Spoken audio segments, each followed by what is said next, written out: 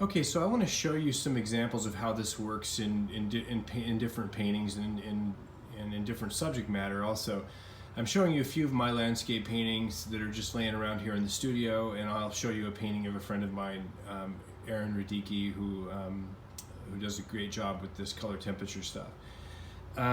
So this painting I did out on location in the landscape over a couple afternoons, and I wanted to point out the grays in the tree trunks in particular. So when I'm looking at differentiating colors and separating things from one another and giving them sort of more energy, I'm not making it up. I'm actually observing, and I observe this tree here to be a very almost olive green gray color. This one has more of an orangish gray, and then we have almost a violet pink gray here for the sort of general colors I'd be working on as the underlying base colors of those trees. And then there are all sorts of other grays going on in it as well. Likewise, even in the greens, if you were to look, you'd see very saturated yellowish color greens, very cool greens, which are much more blue in nature. They shift to the blue side. Greens that have some yellow but have white in them as well. And then you'd see some really gray olive greens, you know, in different areas. Some would be very warm, some would be very cool. So this, even within a very neutral piece, and this is an overcast day, so it doesn't have a lot of strong saturated color in it, I'm looking for those differences of color. This is a little piece that I did very quickly. I never finished it, just sort of maybe an hour of painting out in Long Beach of a lifeguard tower. But I want you to pay attention a little bit if you can notice. This is really, for me, was an exercise in sort of figuring out different kinds of blues. In this area, I'm working with really a lot of violet in the color, not as much blue. I probably have ultramarine, which is a little more of a violet-leaning blue with a touch of crimson and some white. But as the blue moves up into the sky, it loses the violet. It becomes a little more of a pure straight blue with some white to lighten it. Okay. When we're dealing with the water, we have a lot of green happening in the blue. Maybe a much more dark saturated blue here. And then we have darker gray blues that are slightly darker than the sky color around it. So it's really about putting those pieces together.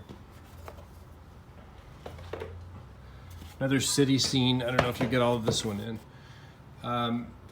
So this one has a lot of different color variations as well. And as you notice, as this yellow travels across this surface, it moves from a lot of white in it, yellow, above it a very saturated, almost kind of sour lemon yellow with a lot of saturation. But then it warms up into kind of a little bit more of maybe a burnt sienna, like a little bit of brown added in, and it starts to neutralize and cool just a bit over here. The shadow colors are slightly different. This one's a little more greenish, this one's a little more violet. There's lots of different neutrals being picked up in here. The neutrals in here are much more violet and warm. Street color, kind of a greenish gray. Maybe a bluish gray back in there, and when the lights of the sky hit the white and reflect, they get really strong blues.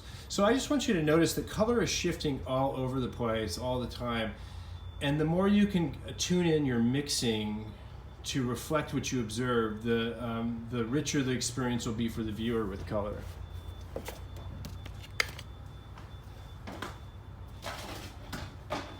And you even want to have something slightly unfinished like this painting. This is just sort of a block in.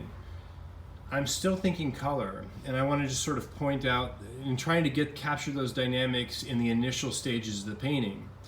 And so you might notice in some of the shadows they get really saturated, you know, whereas others maybe not so much. Maybe there's more desaturation in them. As the shadow of the green bowl moves across, it might be bluish, and then it picks up some reflection and turns orange. And then it becomes a little more of a grayish green, and then the light hits it.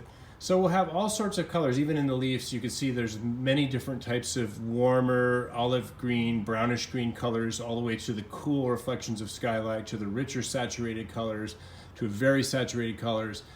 And so we're looking for those dynamics to occur, and again, responding to those. Okay, last one. Painting by a friend of mine, Aaron. And I don't know if you can see in this, I'll put her website up so you can take a look at it online as well. she's really moving her grays from a violet, the energy of this sort of violet color, to a darker, slightly more cool gray, into a warmer gray, almost picking up a little more yellow in this gray, yellow, warmer orange or something in there. And then this is cool by contrast compared to even this gray up here slightly. There's dynamics even in the cup. This is a warmer dark, this is a cooler dark. Transitions to a bit of an olive and then a bit of a creamier saturated green, more saturated and even warmer. So, or slightly towards the brown side in there. So you'll notice these transitions occurring all over all the time. And we want to be able to sort of pick this dynamic up.